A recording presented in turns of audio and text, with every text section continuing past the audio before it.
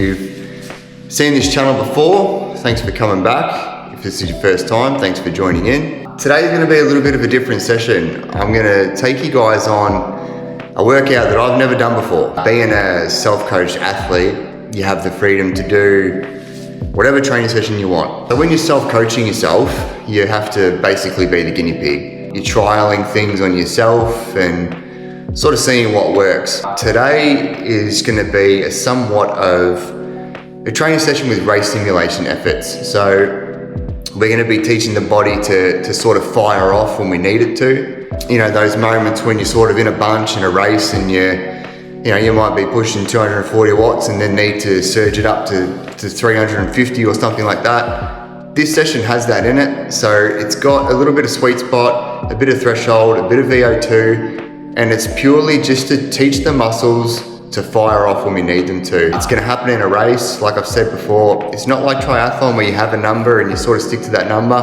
Road racing is different. You need to surge at times when you don't want to surge. You need to pull a turn when you don't really want to. So if there's a breakaway and you need to jump on the arse end, you need to be able to put the power down when you're fatigued, and this session is gonna teach us that. Now's the time to sort of start, getting the body to adapt, not only just with the training and power and things like that, but nutrition. So we're gonna come over here and I'm gonna show you guys what I use for my training, nutrition, and my racing. So let's go over here. So for my training sessions, I'll normally use a 750 or 950 ml drink bottles. These are 950 ml. If I'm doing like just an hour easy span, flush of the leg sort of thing, I'll just get one of these bottles, maybe a 750, even a 500, and I'll just throw like a Hydrolyte in there. But when I'm doing my actual training sessions or racing, this is what I've been using. This is from Infinite Nutrition. This is a custom blend, 25 serves. You can add creatine, you can add your beta alanine, you can choose your caffeine amount, your sodium amount. This one's got 90 grams of carbs. Because this shit isn't cheap, I've been doing like 1 scoop of this, and then I'll throw in a 40 gram carb SIS gel, or you just do the 2 scoops of this. You're gonna be using this stuff every single day for your ride. I ride pretty much every day, so you go through it really, really fast. What I sort of suggest doing is do something a bit cheaper. It's only 36 grams of carbs.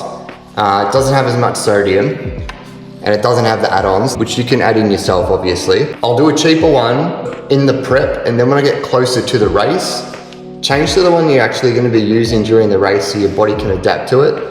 What I add in my drinks as well is creatine. At the moment, I'm only doing 6 grams of creatine just to maintain. When I'm loading, I'll actually go up to like 20 grams. When I load it, it's normally through the build phase of training. That's when your body needs it the most, but at the moment, it's just 6 grams. You can get this gel in a nootropics as well, so it's like 200 milligrams of caffeine. I'm not massive on caffeine when I'm training. I don't have a whole lot of it. I like to have it more towards the end of a race or towards the end of the training session. It's when you're really fatigued and you just need that kick up the arse, that's when I like to have it.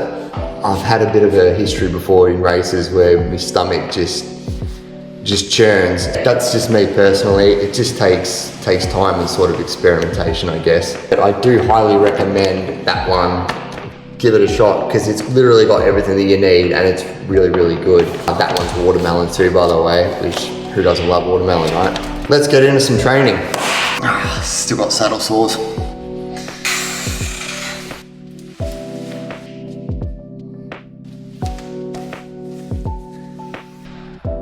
Custom painted shoes.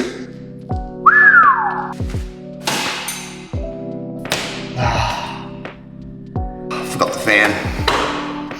Okay, so we've got about a minute left of the warm up. Then we're gonna get stuck into 4 minutes at 250 watts, 1 minute at 365 watts, and then a 3-minute recovery. Repeat that 3 times, and then we start the next step.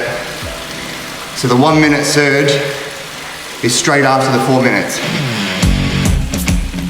Just an FYI guys, I did have longer recordings of the Zwift overlay for each of the main efforts. For some reason the screen recording didn't record a lot of them, so I've had to sort of mix and match a lot of the efforts. Next time I'll make sure that it is recorded properly for you guys to see. By the way, I had someone message me on YouTube the other day and asked me if I use erg mode on Zwift. I don't use erg mode. I used to, but you don't have erg mode in a race, so there's no need for it. When you're doing intervals like this, you should know what gears to be in to hold the power that you want. So just keep that in mind. A lot of coaches use erg mode. It does have its benefits, but at the end of the day, you don't use it in a race.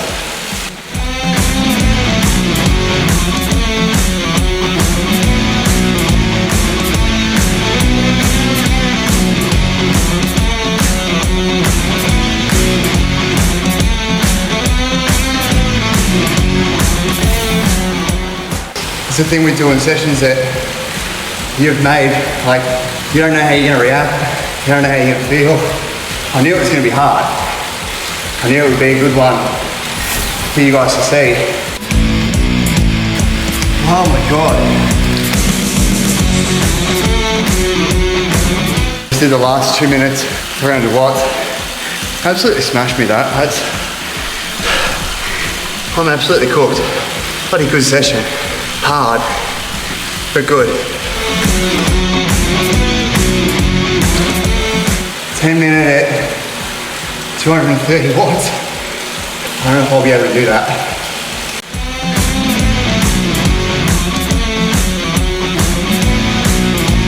So I just got my last minute.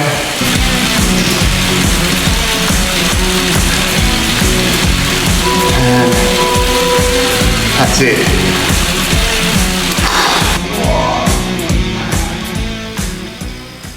That was pretty good. Brutal, but good. Hope you guys enjoyed watching that one. Thank you so much for joining in on today's ride. Hopefully it wasn't too boring for you to watch. This is something a bit different. First time doing that session, I thought it'd be good for people to sort of see that I test my own workouts out to see how they are.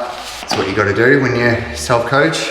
So that was a good one though. I'll keep that for the program.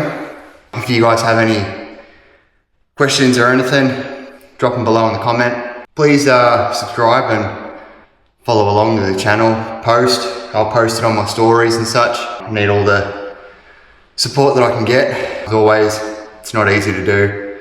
So yeah, if you can, help me out, it'd be awesome. Next time I see you guys, I'll probably have a baby, so wish me luck for that, and I will catch you next week. Thanks guys.